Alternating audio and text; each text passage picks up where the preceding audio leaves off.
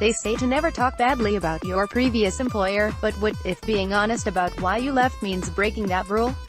In a perfect world, we would all progress through our careers with positive experiences.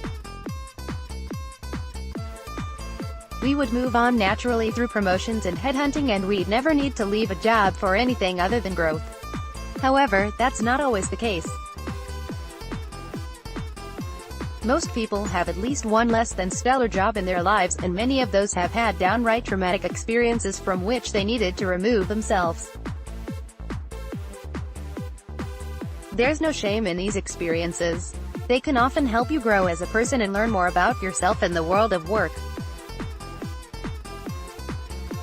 But even when there isn't any bad blood, the reason you left your last job might be a negative one, be it an unreasonable workload, a bad company culture, or even a difficult manager.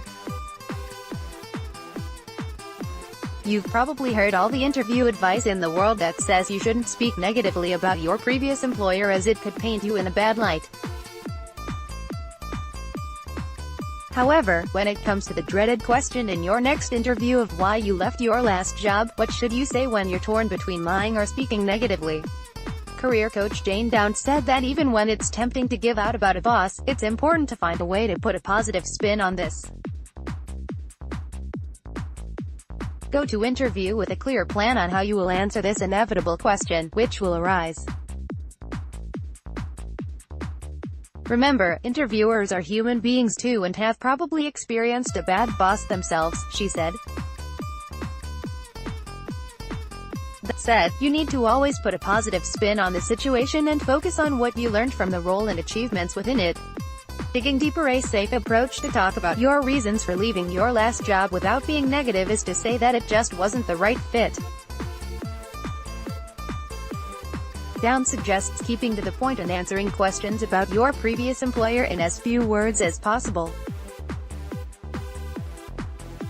If an interviewer digs deeper and probes more about this, you can say, for example, your boss's management style wasn't for you long-term. You managed to handle it well and have a good working relationship, but you work with more autonomy or more support, etc. Downs also said the tone and delivery of this information is vital, so smile to avoid any negativity or bitterness seeping in. You can talk briefly about some of the issues but follow this up with the good aspects or what you learned from the situation, she said. Remember, hiring managers understand that bad bosses do exist, but how you handle your feedback on this in interviews says a lot about how you handle difficult situations. Reference worries. Depending on the kind of experience you have had, you might be worried about the reference you could receive. A negative or even simply a bland reference can knock a candidate out of the running sometimes, and, even if your worries are mere paranoia, it's not something you often get a second shot at. Downs firstly advises employees to maintain absolute professionalism right until the last day to ensure your employer has no reason to give you a bad reference. It's also a good idea to have colleagues or other line managers who may have left the company as backup verbal references.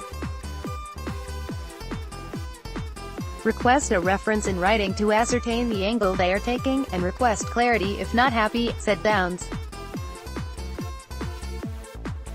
You can advise a future employer that generic broad references are company policy, and you can offer some names of people who would vouch for you in the company if they want more. Remember, the logic of "if you don't ask, you won't get" applies here.